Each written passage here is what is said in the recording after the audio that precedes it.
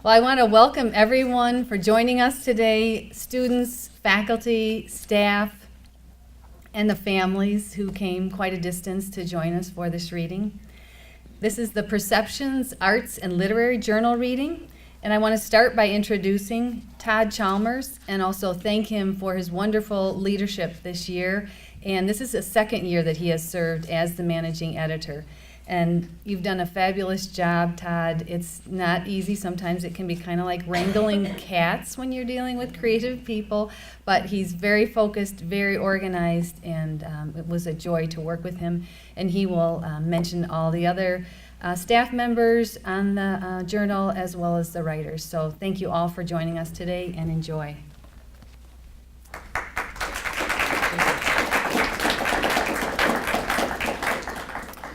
Good afternoon, everyone. I'd like to thank you for coming to this year's reading of 2014 Perceptions, Art, and Literary Journal. Thank you all for showing up. It's been quite a year.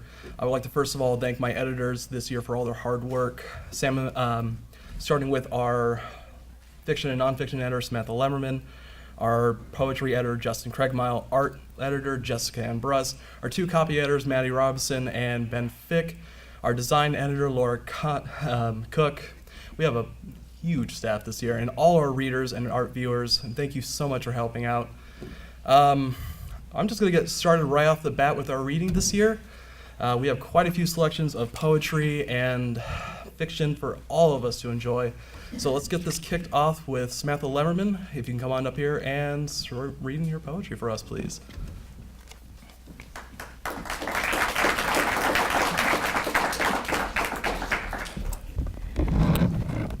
Hello, thank you all for coming. First of all, I just wanted to say thank you, Todd, and everybody for letting me be the nonfiction and fiction editor. It's been a wonderful experience, and also as the English Club president this year, it's been a great year for the English department as a whole. And as I graduate, I trust that everybody who will be in charge next year will do wonderfully as well. The first story I'll be reading, or prose piece, is called Turkey on a Thursday Night, and it's about my friends and I, who we would hang out at their house. It's 805 Main Street, in case you're wondering. It's right across from Couture's, so it's right on 59 where all of the turkey trucks go past. And when we would sit on their porch, all we would see would just turkey trucks just going by all the time. So this is Turkey on a Thursday Night. Duct tape tears from tightly wound roll. Road trip stories compare wicked cold Minnesota to hell hot Texas. Hands rake hair, too much work, not enough play. A week until finals. The giant twig of a man slaps silver tape against the side of a cream-colored fridge covered in Sharpie graffiti. The starting point at the top, next to the honey-colored liquid, add more duct tape. Stick, stick, stick, in case you get sick, here's the road. Stretch the duct tape across bloated linoleum, a path to the bathroom with the basics. A white girl wasted anthem in the living room, duct tape roads abandoned. Shake your ass on the cold wooden floor, drink warm Texas spirits. Get shwasted from oversized shot glasses, dance with friends. Semis rumble down the road, their headlights intrusive. Scream Nicki Minaj lyrics. Bitch talking to the queen when she looking like a lab rat. Turn off the living room lights, presto. A disco ball of headlights, shots, double shots. A sweet gift from Nick's mom all the way from Texas. Dance to 90s alternative punk. Everything is bigger and blazed on shot glasses. Double shots choke down, wild whiskey burns. Turkeys shot, tame ones, double shot. White turkeys roll by on semi-trailers, another shot. White feathers poke through wire entrapments. And the second piece I'll be reading is a poem. And as a creative writing major, you get 500 sheets of paper to print on for the entire semester. And if you use these 500 sheets of paper, you have to usually end up buying more paper. And I have a printer in my own room, and I have run out of my 500 sheets of paper and gone through many reams of paper as well. So, this is a poem to the persons at SMSU who decided on a capped print quota. Pages 1 to 150 are divided into fiction drafts, an unwelcome love. 151 to 345 go to papers, academic or articles for the Mustang Spur. 346 to 459 shoot by on stapled joints to professors who scribble and mark the wrong and right on them. 460 to 678 are ripped away pages that are saved until finals. But that's 5 months away. Thank you.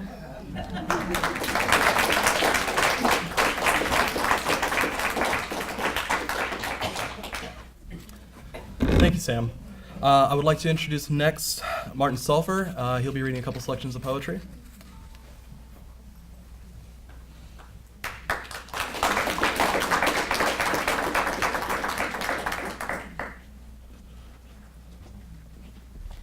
Hey, I'm from around here, so I usually write farm stuff. So if you know what Picking Rock's all about, I know what Picking Rock's about. If you don't, then you're probably from the cities, but that's okay. My first piece is called Among the Clumps. Sunlight sears through the great metal cab, turning black surfaces into places of pain. The tractor pulls the red ripping machine, gouging through dirt, crushing the clumps. Hours pass by, little eyes grow heavy, no room to rest among knobs and gears. The driver decides to take a break. They step out into a cooling breeze. The little one lies down among clumps of dirt, quickly falling asleep. Covering him, the driver returns to work. That's based off real life experience, but no, my parents aren't evil or mean or anything. I was just tired. The second one, out at our farm, my grandma had a garden, and this just kind of inspired me to write this. It's called Stalking Snapdragons. Bleh. Crouching among the ferns, the birds of paradise aren't disturbed. Their icy blues and amber oranges are close enough to touch. He stalks crimson snapdragons, thriving across the black terrain. On that ground, the king's spear rots, wrapped in Queen Anne's lace. The dragons surround a sea of amethyst ambrosia, among clusters of bleeding hearts and baby's breath. Yellow flowers follow their sun, setting on the horizon. Far off, a brass bell rings, calling the boy home. Thanks.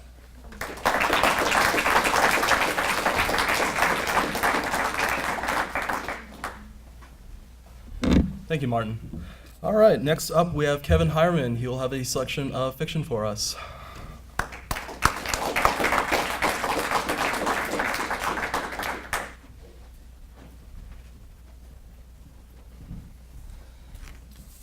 Hello, thank you all for coming. This story I wrote last semester, and it's one of the better things I've written, and I'm really enjoying it. I hope you do too. Bloodstains. I trim my dark brown beard, checking to make sure it's even on both sides. Cut there, shape here, pulling out a ruler from my bathroom cabinet, measuring the length of my beard and the width of my sideburns, half-inch long and an inch wide, perfect. I place the trimmer and ruler back in their respective spots before pulling out a disinfecting cloth. Wiping down the sink, getting every last hair before throwing it out. With the sink spotless, I leave the bathroom and enter the bedroom, where the Tuesday suit lays on my bed. I change, look at myself in the mirror to check for any complications. The dark blue suit with the black diamond tie matches perfectly with the gray dress shirt. Staring at my reflection in front of me, I breathe slowly. Today is the day that I'm gonna die. I repeated out loud several times, making my resolve that more definite. Turning away from the mirror, I head for the desk where a briefcase sits open. Inside is a single piece of paper and a pen. I take out the paper and read it, rereading the first line 10 more times before returning it, closing the briefcase and locking it before leaving the bedroom. I check the top drawer of my desk to make sure it's still there. Everything is in its place. I knock on the office door of Mr. Hertzen, my boss. A low, hard to hear grunt comes from inside the room, which is his universal sign of acknowledgement. I open the door, put on my best smile as I sit down in the chair in front of the desk and wait for him to look up from his desk, where many papers are now spread. Such disorganization. They're not even alphabetized. The form titled Seabrook Incident, Serial Killer Still at Large should go after Dr. Halbrin profile. My index finger starts to tap the briefcase. I stop as Mr. Hertzen looks up from his papers. Howard, what do you want? This is not a good time for me. Mr. Hertzen's eyes have dark circles around them. I can see gray hair starting to form from out of his dark mustache and hair. Don't worry, this won't take long. As I bring my briefcase up, unlock it, and pull out the lone piece of paper. I just want to drop this off. I hand him the paper as I lock up the briefcase once more. He reads it as his teeth start to grind. He lets go of the paper, adding it to the already growing pile of mess on his desk. You're quitting now, of all times? You do know we have a crisis on our hands, he says to me, like I should care. That's irrelevant, I say as I look up from the chair. I have personal matters to attend to, and I don't see myself returning to work anytime soon. You know what? I have too much shit to worry about. Go ahead and leave. Mr. Hertzen returns his attention to the pile as I take my leave, shoving my resignation letter to the bottom. Step 1 completed as planned. Leaving the building, I get to my car parked just across the street. The rather small and all black, not too flashy and lean looking. I get in and set my briefcase in the passenger seat before buckling up and driving off. I head towards the middle of the town to the supermarket Luton's and Craven's Grocery. Looking at my watch, I notice that it's usually busy before 9:54 a.m. Entering the store, I grab the handbasket and go through the rows of food till I reach aisle 10, the breakfast aisle. The box I was searching for comes into view, the Cranberries Berries, my favorite cereal when I was a boy. After retrieving the box and getting a half gallon of 1% milk, I head to checkout. Surprisingly, the lane is open for so many people. The cashier bags my things, his eyes darting around as if he's trying to find someone. I give him a 20 and let him keep the change as I leave the building. Dark clouds have started to form in the distance, but they haven't blocked out the sun yet, so everything's still alright. Getting into the car, I head home, step 2 done. I turn on my CD player. As the music plays, I tap my finger against the wheel, hitting each note perfectly with my thumb, and appreciate that this might be the last piece of music I ever listened to. My house comes into view. I turn the music off before pulling into the driveway and into the garage. I get out with my briefcase and plastic bag of milk and cereal, lock the car, and go inside. I head into my bedroom and set the briefcase on my desk and leave and go to the kitchen. I pull out the milk and box of cereal, set them on the counter next to the sink, and reach above the food into the cabinet and pull out a bowl. As the cereal pours, I am reminded of the feeling that I used to get when my mother would pour me a bowl, not knowing the troubles of adulthood, before being troubled with disorder that no one acknowledges. Blissful ignorance. I pour the milk in and get a spoon from the drawer to my left. I sit at the only chair at the dining room table. The rest of the chairs from the set have broken, but I only really needed one, so I didn't care. I eat my cereal, savoring each bite. I finish the food as I drink the excess milk. Step 3 finished. I return to the kitchen to clean up and to place the milk in the fridge.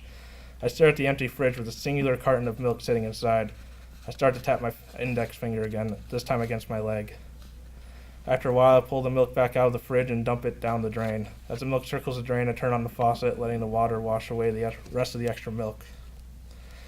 I grab a rag from the drawer, wipe the sink now, drying it completely, and placing the rag on the side of the sink to dry. I then place the box of cereal in the garbage, wrapping it up and taking it out to the garbage can. I place the garbage can at the edge of the driveway, making it ready for tomorrow's pickup. Returning inside, I head to the bedroom.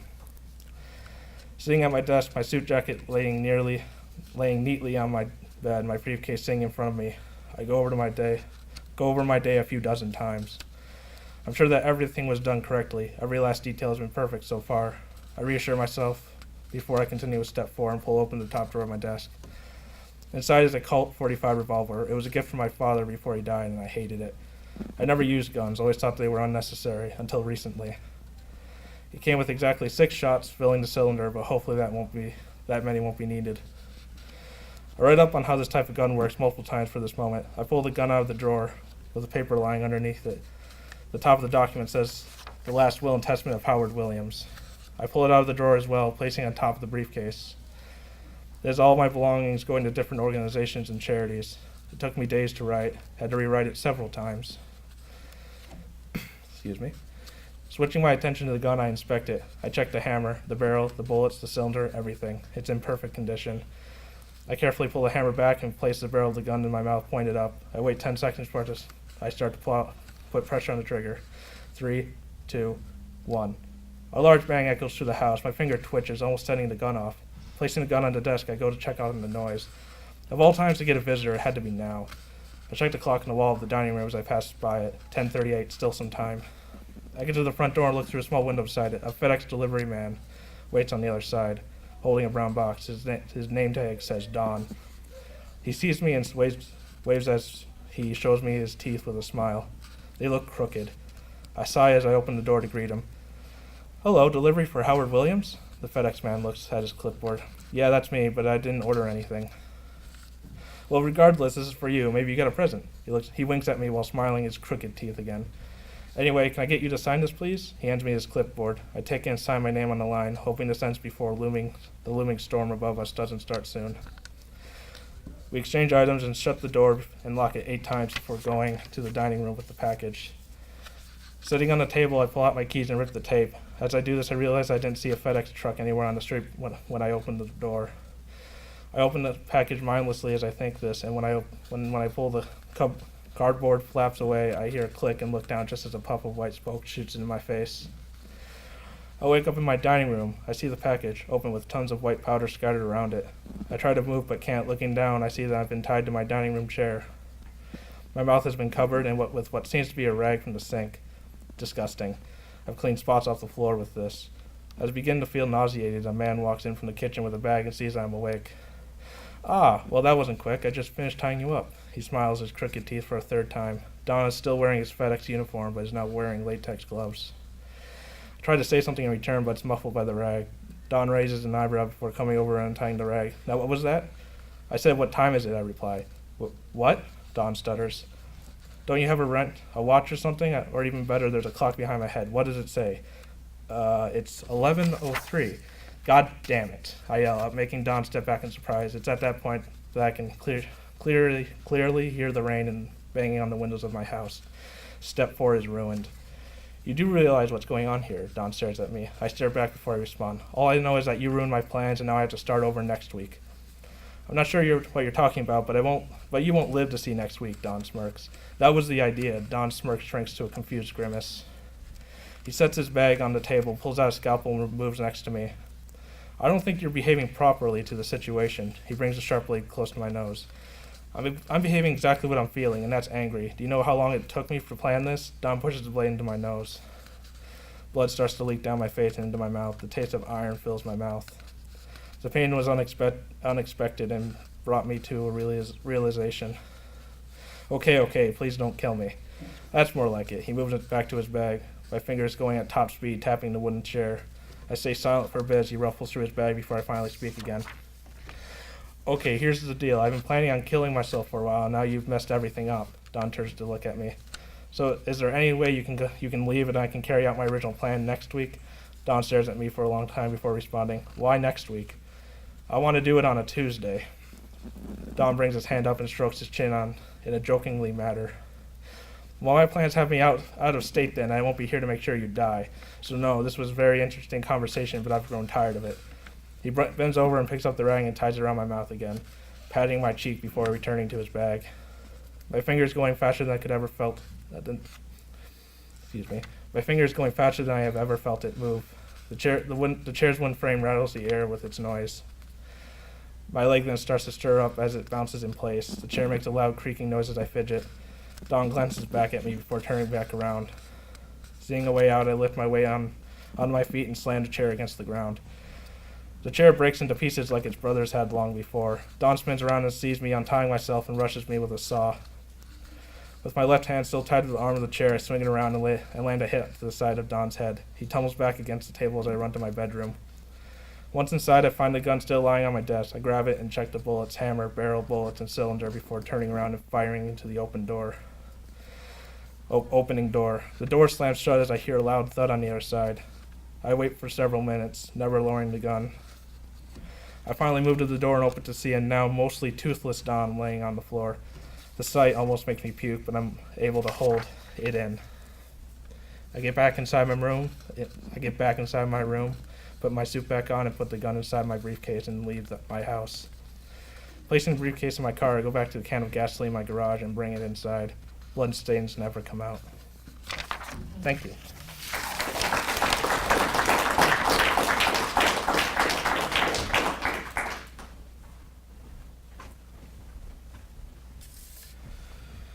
Thank you, Kevin. Next, I would like to introduce Jess Rockman and she'll be reading a piece of fiction for us today.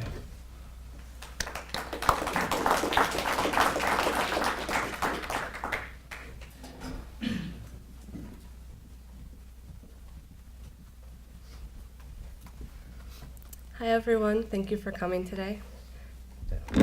Ooh, hello. Okay. I'm going to be reading a piece of flash fiction I wrote in my workshop last semester. and I really just wanted to write something that got me to use 50s slang. So this is Motormouth. After the last bell, I stood next to the chain link fence with Scotty and listened to the jocks dither like a bunch of dollies around Margie Dixon's brand new hot rod. It was enough to get the whole school talking. The car was something from a cartoon. Pepto-Bismol pink exterior, spit-shined chrome trim, and creamy white vinyl seats. I shook my head and stomped my cigarette beneath the heel of my boot. Just listen to those dumb bulls. They're worse than a couple old grannies at the sewing circle. Scotty smiled around his smoke. Some of his ash blew onto my sweater. It is a nice car. I see you looking at it like you've got hearts in your eyes. I stuck my tongue out at him. It's not even a Bel Air. Unless Elvis is driving straight into East High, there will never be a goddamn Chevy Bel Air in this parking lot. That right there is a 1957 Chevy 210. Chrome headlights, 2 doors, 14-inch wheels, sweet as punch mechanics. Scotty listened to my ranting, long-suffering. But it's pink, Liz. I thought you wanted candy apple red. I ignored him and lowered my voice. I also know for a fact that her daddy didn't buy it for her like everyone is saying. Word from the bird is that Mr. Parr sent it to her. Scotty raised his eyebrows, his cigarette bobbing along. From Parr's cars? Cross my heart. Her parents are divorced. Papa flew the coop last fall. Mama Dixon started dating Mr. Parr last month. He must have done something pretty bad to buy Margie a goddamn hot rod, I said. Through the diamond pattern of the fence, I saw Margie walk across the baseball field to the parking lot. Her brown skirt flapped in the cold wind, and her limp bangs fluttered across her acne-pocked forehead. She glanced up at us when she got back to her car, books clutched to her chest. I wish my mama would date Parr, I whispered. I would never admit it to Scotty, but I would have taken someone off the payroll for a rocket like that. I couldn't help it. I was from Jackrabbit blood. We lived and breathed for nice new cars that we couldn't afford. I'm going to go make sure those morons leave her alone. I handed Scotty my books. I walked around the car, marveling how bright the paint was up close. The jocks gathered around seemed to glow a faint peach color. Hey, Margie, how about we play a little backseat bingo in your new ride? One of the boys leaned against Margie's front door, giving her moose eyes. I grabbed him by his collar. I was no match for a 200-pound jock, but my mean mouth usually did the trick. Get bent, leave the gal alone. I'm just having some fun. I think you should get lost, asshole. The boys laughed, but gradually dispersed, leaving Margie and me standing next to the 210. I wanted to lay my body over the sleek cat-like surface and listen to her purr, wanted to hear the wind whistle across the hot knife tail fins as they cut through the air like butter down the highway. I traced my fingernail around the chrome seat above the grill. Sorry about them. They're just a bunch of gorillas. You okay? Margie looked up at me with her small, beady eyes, her mouth in a grim line.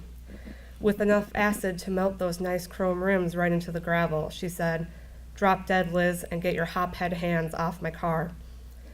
My face went hot, and I pulled my hand back like the pink paint lashed out and bit me. Margie stood tall, little nose upturned, her keys dangling from her index finger. Entire body shaking with adrenaline, I leaned over with my elbows on the trunk of the car, trying through my anger to look casual. The exterior was so smooth against my jacket, it was like warm silk.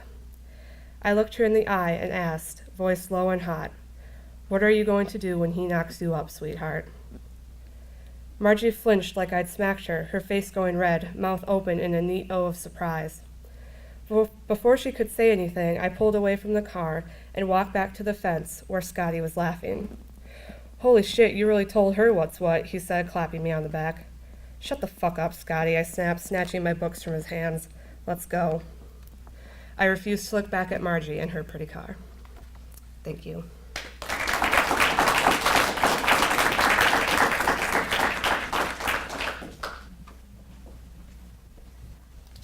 Thank you, Jess.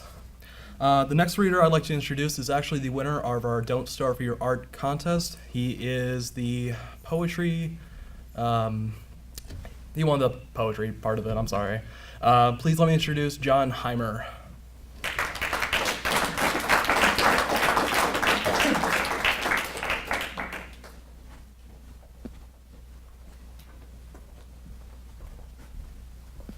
Thank you, Todd. I'd also like to thank the editors and those who decided chose my poem to win. So thank you. So I'll start with that poem that won. I'll move this a little bit. All right. So it's called Crazy Horse. In the beginning of it, though, I have his name written in the Native American language, but I can't pronounce it, so I don't want to try and say it wrong. So in the beginning, I have an epigram. So because he may have surrendered, but he was never defeated in battle. Because although he was killed, even the army admitted he was never captured. Because he was so free that he didn't know what a jail looked like. Ian Fraser.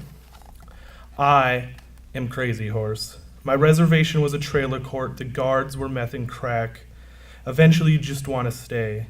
There were no cops, just an uncle with 2 fists who made it a point not to leave bruises. After the first hit, you became numb, and the rest passes in relative peace. Instead of being shot, I was thrown into incoming traffic by different hands than my uncle's, but would still beat me raw.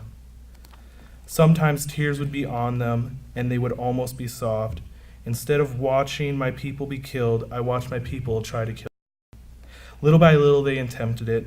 One day at a time, they would take my life, slowly and with great focus, not to take more than a day's worth. But between the beatings, the rapes, and the hole beneath the trailer, you could smell the food you could smell the food cooking just above your head. The walls too smooth to leave, and with the air too stale to breathe. If I'd made a single noise, I would receive more, and years went by in silence until I almost forgot how to speak.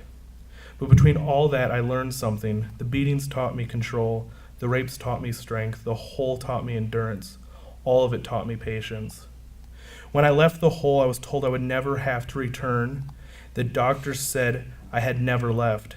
They said who I was had died back in that hole, and that hope had died in that hole. But I must not have been listening, because I didn't agree.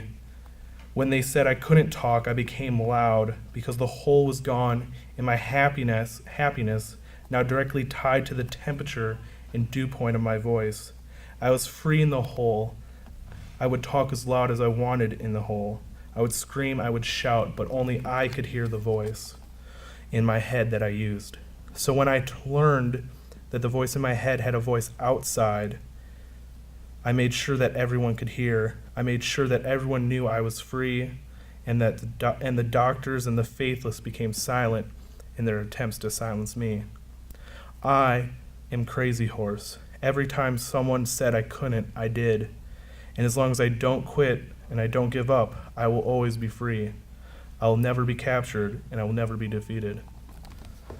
And then, so that poem was about paralleling my early childhood before I was adopted with one of my favorite childhood heroes, Crazy Horse. I always identified with him. So this next poem is, I can flip to the page here. It's called The World's Greatest Pencil. If you know what Ticonderogas are, you probably get the title. Their slogan is that they're the world's greatest pencil. Ticonderoga, take me away. Let's forget myself in the pages we write. I don't recall if the lines are red or blue on this page. Are we a half inch from the margin, or are we reckless and only a 1/4? Ticonderoga, take me away. And then my last poem is it's BA 218, the Walt Whitman Room. It's about the English club room / English room in general for whoever. And it's a very unique room. It has busts and portraits of professors, or of writers, excuse me. The Walt Whitman Room, where the dead lie and the young huddle together, hoping to hear the fallen whisper. The Walt Whitman Room, with its busts of poets and writers whose names we no longer know, and portraits that watch us, that sneer and mock with their relentless gaze. Walt, Virginia Woolf, and Evelyn Wu, too, all waiting for us to misalign, misspell, comma splice. They want us to fail. Because who could remember them except for those who have perished here? Thank you.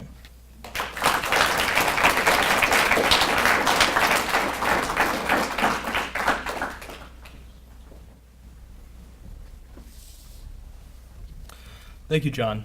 Our next reader I'd like to introduce is the winner of our Don't Starve for Your Art contest, our fiction entry.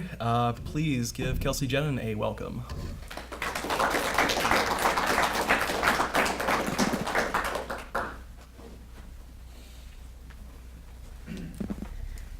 I'm Kelsey, and I'll be reading a piece of flash fiction called The Man in the Purple Robe.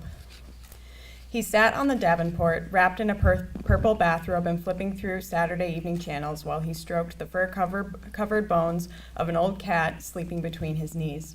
At his feet was another cat licking his toes through the hole in his sock. It was the one that had wandered into his yard the day before last.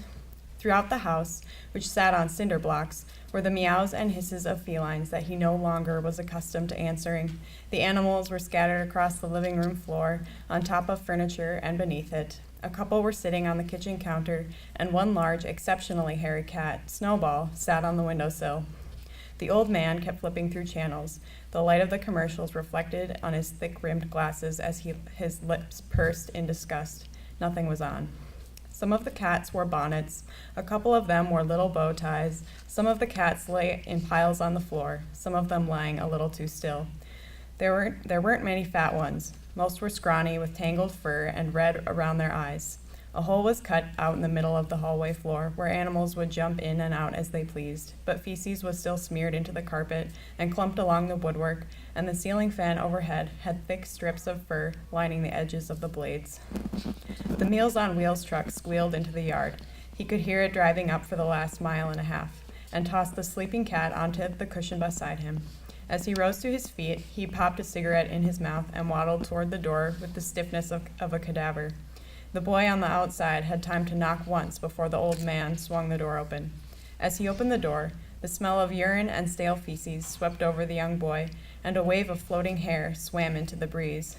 The old man swiped the box from him, the white cigarette dangling from his chapped lips, and slammed the door.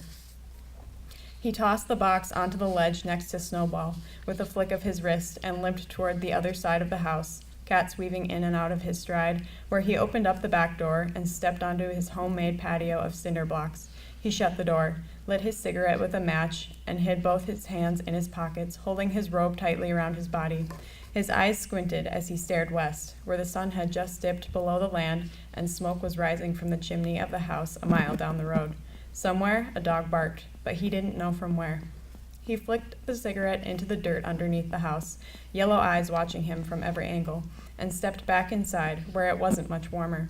After he closed the door, he saw two large cats and a bony one, all gathered around something in the living room. Slowly, he eased toward them, but when he saw the kitten lying on the ground and heard the gnawing and smacking of the hungry cats, he ran to kick them away. He got one in the gut, launching it into the wall.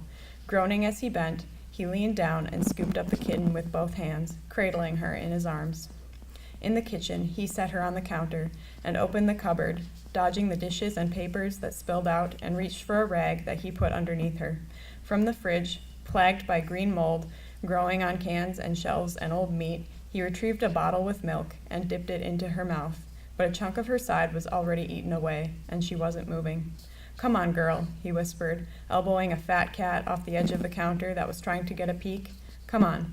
And as the sun headed further west and darkness overtook the house, 3 little candles held onto a glow that let him keep working, and as he dropped milk into the protruding tongue of the kitten, the crying, mocking conversation of 100 animals swirled throughout the walls of the house, on top of it and underneath it. Thank you.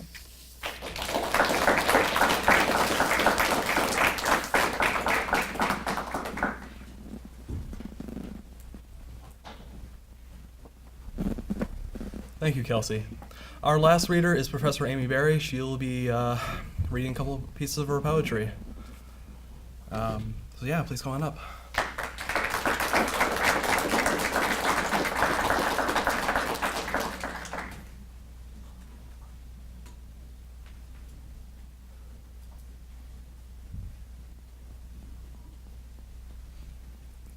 Good afternoon, everyone. I'm very happy to be here and in the company of such excellent writers. I have 2 poems for you. The first one was written about 6 months after I moved here from Virginia Beach. Surfer Girl in the Minnesota Tundra. December used to mean walking down the beach with my board under my arm. Its skegs powdered with white sand, glinting in the warm sun, open in the moment, smiling, and content. Today is Christmas Eve. Wind chill, minus 30 degrees. 14 inches of snow frozen to the ground. I'm huddled in bed under blankets and comforters, heavy boots standing in the hall. Beneath down coats, hoods, hats, balaclavas, and the rest. Small protection against permafrost regrets. My second poem is in memory of Sandy Hook School. She closed her classroom door, covered the windows, and gathered the children in the back of the room where the little ones knew they would be safe. One by one, she took their faces in her hands, whispering, "It's going to be okay." Determined that gunshots would not be the last thing her students heard in this world, in defiance of madness and death, and true to herself, their teacher opened her book and she read to them. Thank you.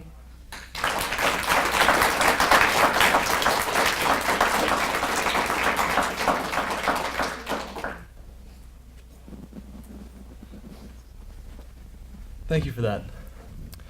Well, I guess that brings us an end to our reading today. I would like to thank everyone for showing up. I once again like to thank all my editors for her help, especially big thanks to our advisor, Professor Mary Ann Zarzana.